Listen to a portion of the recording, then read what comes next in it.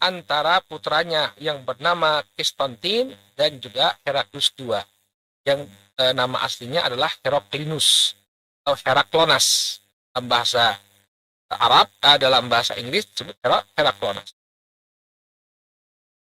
Wasyarakat huma al-imrotiyah, ya, al-Martina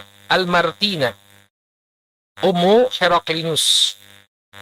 Kemudian dalam konflik yang terjadi perebutan kekuasaan ini muncullah Ratu Martina. Jadi Heraklius ini poligami. Dia punya beberapa orang istri. Ya, dari perkawinannya yang pertama lahir seorang putra, dia kasih nama Konstantin. Kemudian dia menikah lagi dengan seorang wanita namanya Martina, Ratu Martina. Nah, Ratu Martina ini punya anak namanya Heraklius juga. Nah, Ratu Martina ini ingin agar anaknya yang menjadi raja. Padahal anak yang pertama adalah Konstantin tadi. Maka terjadi perebutan kekuasaan. Maka muncullah Martina ikut dalam intrik-intrik perebutan kekuasaan tersebut. Nah, lakin Konstantin ya sur'ana ma wafatahu maniyatahu ba'da mi'ati yawmin min wafati abihi. Ya, namun apa yang terjadi di tengah konflik perebutan kekuasaan, ternyata Konstantin yang sebenarnya dia yang berhak atas tahta tersebut, ya Allah Subhanahu wa taala takdirkan dia meninggal dunia 100 hari setelah bapaknya meninggal. Jadi setelah 100 hari setelah Heraklius mati, ya, Konstantin berkuasa dalam keadaan berkonflik dengan adiknya yang juga bernama Heraklius, tapi Konstantin kemudian mati. Hanya 100 hari jaraknya dari kematian sang bapak. Ya. Mimma ja'ala asabi al-ittiham, ya, tattajihu ila imraturah allati kanat turgibu fi an yanfarida waladaha bil hukum. Maka kematian Konstantin yang hanya berjarak 100 hari dari kematian bapaknya ini menyebabkan munculnya tuduhan. Ya, asabi al-ittiham, artinya jari-jari yang menunjuk, ya, yang menuduh. Munculnya jari-jari yang menuduh bahwa yang membunuh Konstantin itu adalah pihaknya Ratu Martina. Jadi ada konflik di tengah-tengah orang-orang Romawi. Ratu Martina dituduh meracuni, ya, atau membunuh Konstantin dengan tujuan agar apa? Agar anaknya yang bernama Heraklius jadi kaisar, jadi raja. Ya, konflik dalam urusan kerajaan itu memang satu hal yang wajar, ya, biasa terjadi intrik-intrik seperti itu. Yang nggak suka saudaranya berkuasa kemudian berupaya untuk menggulingkan, biasa. Nah, ini seorang ibu bermain, dia ingin agar anaknya yang menjadi raja, ya, kemudian apa?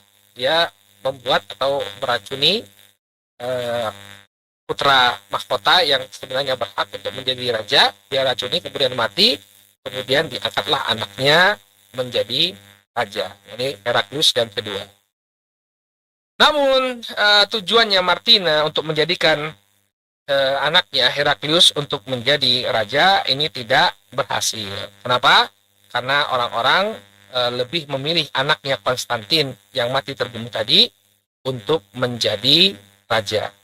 Ya, hanya beberapa bulan saja Konstantin berhasil menjadi penguasa Romawi, sampai kemudian dia digulingkan oleh Konstantinus bin Konstantin, ya, seorang putranya Konstantin yang bernama Konstantinus, ya, untuk kemudian menumbangkan pamannya yang sebelumnya menjatuhkan sang ayah. Baik, inilah yang menyebabkan salah satu penyebab kenapa kekuatan Romawi tidaklah kuat, karena banyak konflik yang terjadi di dalam kerajaan Konstantinia. Baik, kita cukupkan dulu pelajaran kita sampai di sini. Insya Allah pada pertemuan yang akan datang kita akan masih membahas tentang pengepungan Iskandariyah. Kita akan bahas nanti bagaimana pengaruh surat dari Khalifah Umar. Jadi tidak ada progres sebenarnya, ya, pengepungan kaum muslimin di kota Iskandariyah itu berlangsung dalam waktu yang cukup lama. Sebagai riwayat mengatakan 9 bulan, sebagai riwayat mengatakan 2 tahun. 2 tahun kota Iskandariyah dikepung oleh pasukannya Amr bin As tanpa adanya progres. Kemudian datanglah surat dari Umar bin Khattab kepada Amr bin As. maka surat ini besar sekali pengaruhnya terhadap perkembangan eh, pengepungan kaum muslimin terhadap kota Iskandaria sampai kaum muslimin kemudian mendapatkan baik apa bunyi surat tersebut dan bagaimana efeknya terhadap kaum muslimin. Insya Allah ini yang akan menjadi pembahasan kita di pertemuan yang akan datang. Bismillah. Baik, kita dulu sampai di sini. Ada pertanyaan? Tidak ada pertanyaan? Baik, itu dulu sampai di sini. Sampai bertemu di pekan yang akan datang. Bismillah. Subhanakallahumma wa bihamdika asyhadu an la ilaha illa anta astaghfiruka wa atubu ilaik. Assalamualaikum warahmatullahi wabarakatuh.